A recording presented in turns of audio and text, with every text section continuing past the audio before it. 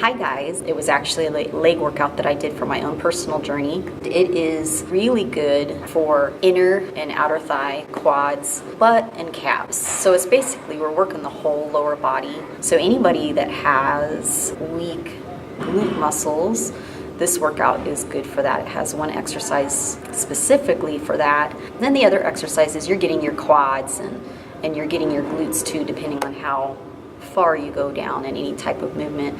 We're going to have modifications too in this workout. So if you can't do some of the things, I'll show some modifications. It's a really good workout. I got a good pump in my legs. So hope you guys like it.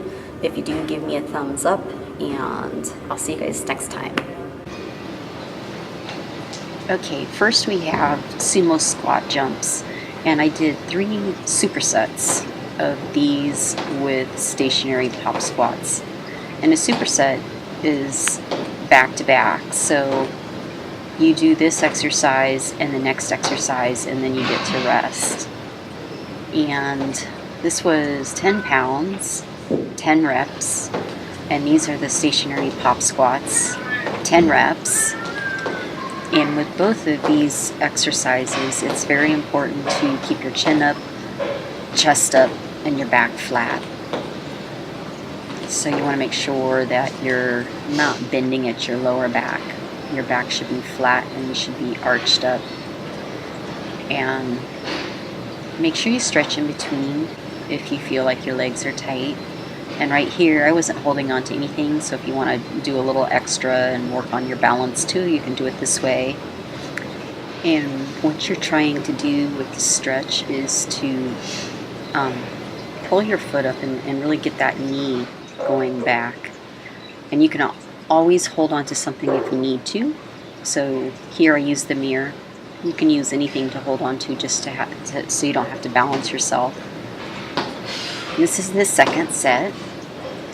And on both of these exercises, what you're trying to do is keep your knees open so it hits your inner thigh. It hits your quads too, but keeping those knees open is what's going to hit your inner thigh. And if you don't feel your inner thigh when you're doing these, you just might need to push your knees out a little bit more. Another thing to look for too is if you're not feeling your inner thigh is make sure that your toes aren't out farther than your knees, because sometimes it's easy to get your toes out and have your knees kind of come in a little bit, and that kind of twists your knee joint. You always want to have your knees going in the same direction as your toes. So if you watch here, if you look at my toes, they're probably like about a 45-degree angle. So if you get your toes turned out too far, like wider than that, and you're not real flexible, it's going to be really hard to push your knees out as open or as wide as they need to be to feel your inner thigh. And this is the third and last set of the stationary rop squats. And the modification is on the right here. All you have to do is just step out to the side and squat. So if you have bad knees and the jumping hurts your knees or your back, take the impact out by just stepping to the side and squatting. 3 supersets are stiff-legged deadlifts and crossover lunges.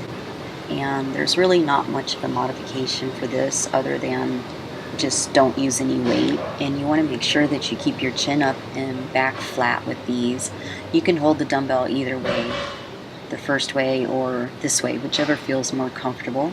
But the most important thing with these is to make sure you keep your head up. Our bodies tend to follow where we look, so if you start to look down, you're going to lose the flatness in your back, and your back's going to round, and you can put pressure on your lower back that way.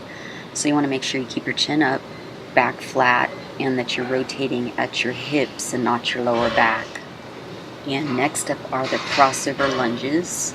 And with these, what we're trying to do is you're taking the leg that's stepping forward, you're trying to step over across the other leg.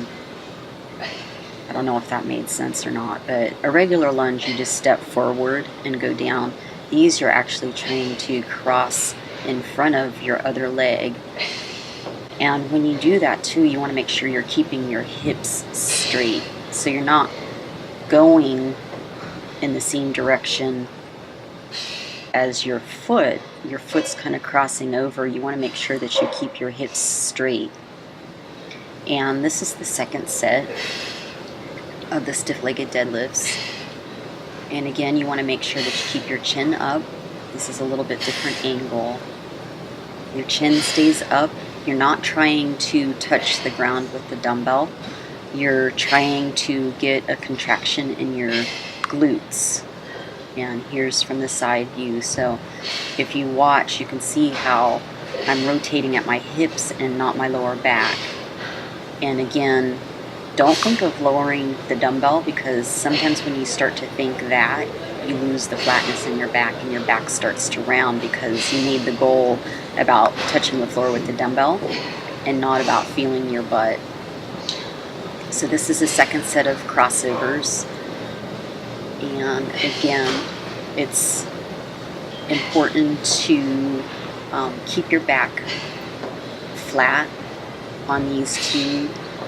If you do look down, make sure that you keep your back and your chest up.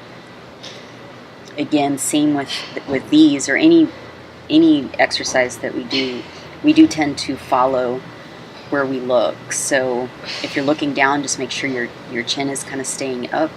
Make sure your back is staying up. And this is the third superset. And when you're doing these, I don't know if you notice, as I'm going down, my weight shifts to my heels.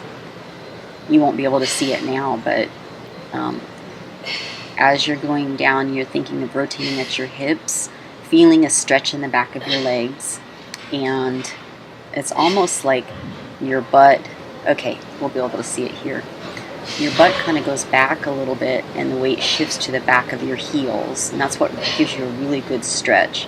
So your toes are actually kind of light, and you're really trying to get a stretch in your hamstrings, and when you come up to the top, you're trying to get a squeeze in your butt. And this is the last and final set of the crossover lunges. You can see from a different angle here. It almost looks like from this angle, the leg that's going forward is in front of the knee on the other leg.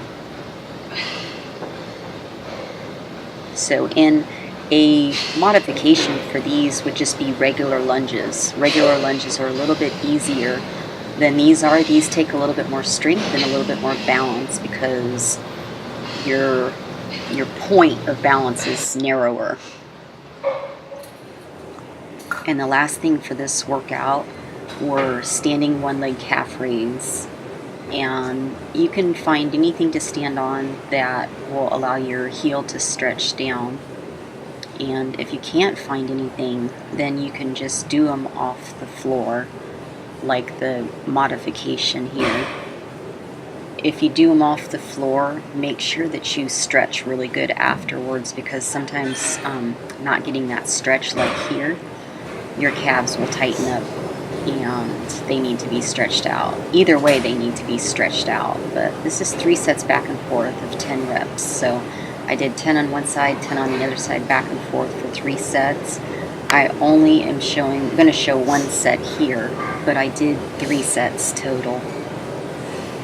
So anyway, this is the last part of the workout, and again, don't forget to stretch when you're done. If you rest your toe upon something like this and keep your legs straight and you want to push your butt in. If your butt sticks out, you're not going to feel the stretch, so you want to push your butt in close to whatever you're holding on to. It's a really good workout. I got a good pump in my legs, so hope you guys like it. If you do, give me a thumbs up, and I'll see you guys next time.